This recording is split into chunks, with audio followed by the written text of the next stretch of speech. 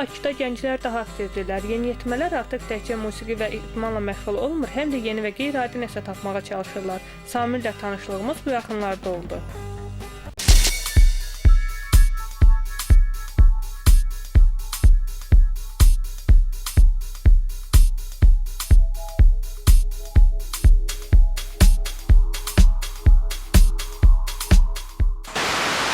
1991-ci il təvəllüdlü Qədirov Samir Azərbaycan Dövlət Texniki Universitetində təhsil alır. Oxuduğu universitetdə PR menecerdir, Samir aktiv blokçu və flashmob lideridir.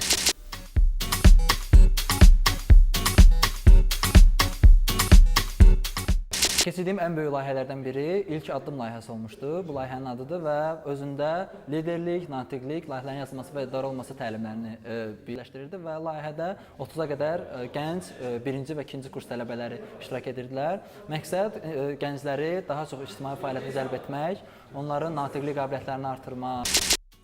Habelə sosial layihələrin yaranması, müxtəlif səpkili treninqlər və seminarlarda iştirak edib. Seminarda iştirak edən 25 gəncin indi fərdi layihəsi var. Tarixi elmi şəxslərin Azərbaycanlı gənclərə tanıtma layihəsi üzərində işlər gedib.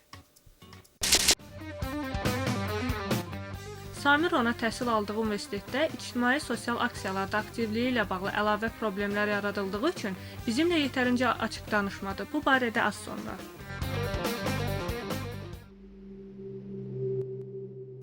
Blog əsasən internet sayt kimi mütəmadi yenilənən çəkilişlər, müvafiq mətnlər, şəkil və multimedialar blog sahibinin şəxsi mülahizələrindən təşkil olunur.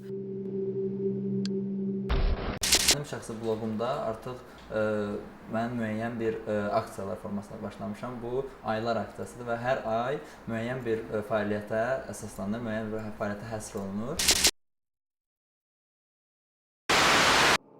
Başlanğıcda qısa olaraq qeyd etdiyimiz məsələyə çatdıq. Samirin sosial-ictimai aksiyalarda aktivliyi.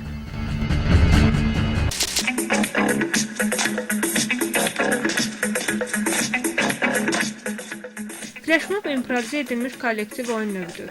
Bu yolla bir qrup insan gözlənilmədən ictimai yerlərdə bir yerə toplaşıb, ətrafdakıların diqqətini öncədən düşünülmüş hərəkətlərlə cəlb edərək bir neçə dəqiqəlik aksiya keçirir. Первый флешмоб в Баку прошел в 2009 году, летом, в июле месяце.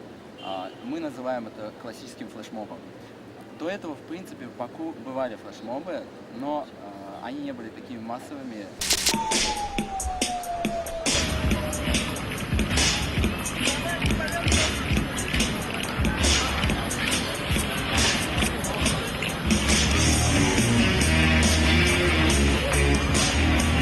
Flashmobun əsas ideyası virtual həyatdan insanları daha çox real həyata gətirmək və onları artıq internet həyatından daha çox real cəmiyyətlərdə formalaşmağa və müəyyən fəaliyyətlərdə iştirak etməyə cəlb etməkdir.